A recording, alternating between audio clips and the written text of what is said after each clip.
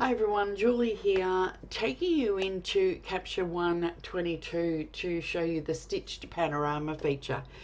It's quick and easy to do.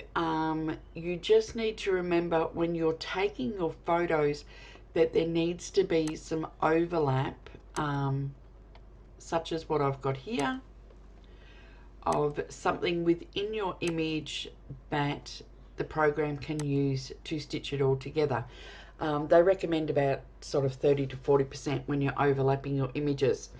So once you've got your images, just import them in. These ones have already been imported, but you just click on the import, choose where you want to bring them in from, select the images or the folder that you want to use, and then you just have to click the import button. Now my images are already done, so you don't have to wait around for that. So I'm just going to go through and I am going to select. Now I do have images on either side, but I just want to select these 5 images. Then I'm going to right click and go to Stitch to Panorama.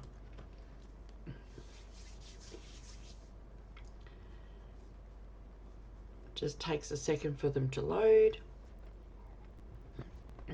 Okay, so it gives you the final result. It shows you what the images were used to make the stitch. It gives you a choice of different, it calls them projections.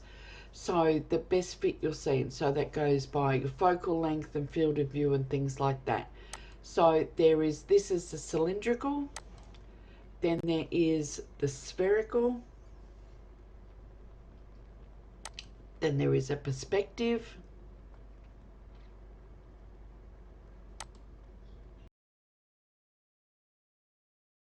and then there's the panini, which gives a slightly different, so if I can click back between them, so that's the panini, the perspective, the cylindrical, and the spherical.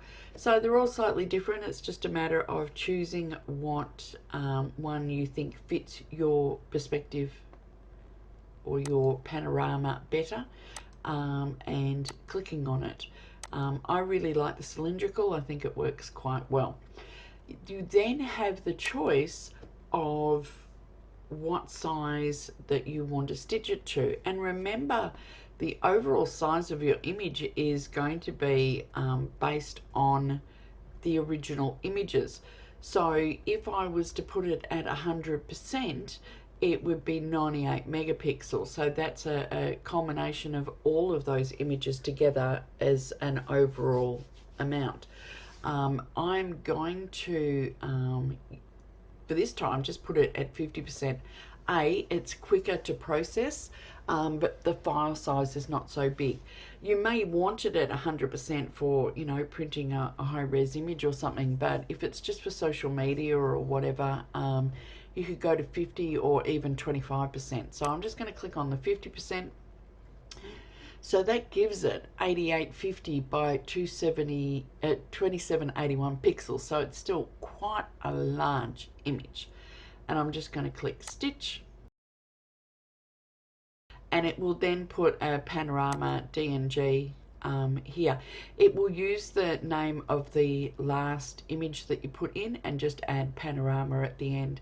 So that's my final stitched panorama, but of course there's bits missing on it, and it's not cropped great. So if we come up to the crop tool up here, we can either go to a unconstrained crop, and then I can just take it to where I think it needs to go to get rid of all the mess in the background, which still gives you a really large panorama shot. But if you wanted to keep it, say, as like a 16 by 9, so I'm just going to click on that again, go to 16 by 9, and I'm just going to click on that. It will then jump up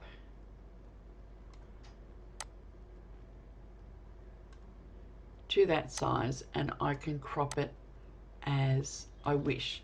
Now the overall image, there is a little bit of ghosting and banding. Yes, there will be reflections in the water from the trees, but I think there's a little bit of sort of ghosting through there. The reflection from the water tower is fine. Using my hand and the space bar just to move it through. I missed the crop here a little bit, so I might just bring that down a bit. There's a bit of a mark there, which I think is probably a bird in flight.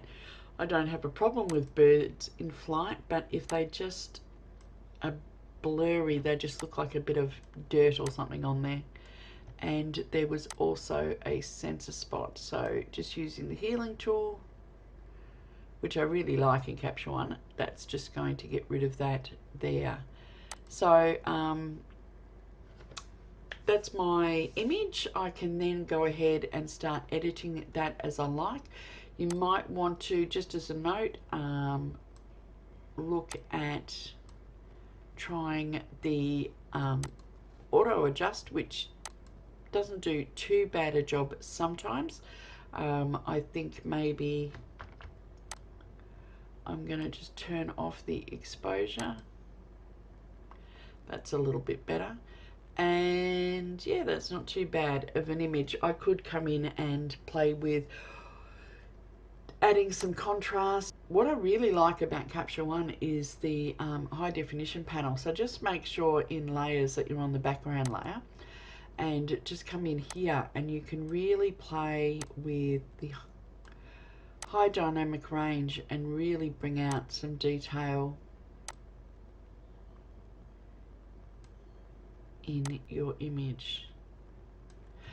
So I'll leave that there. I won't go into a whole thing on editing, but this was more about just using the Stitch to Panorama feature. So that's it for this little video. I hope you enjoyed it, and it's a great feature to play with, both the Stitch to Panorama as well as the merge to HDR. So have fun with that, and I'll see you next time. Bye for now.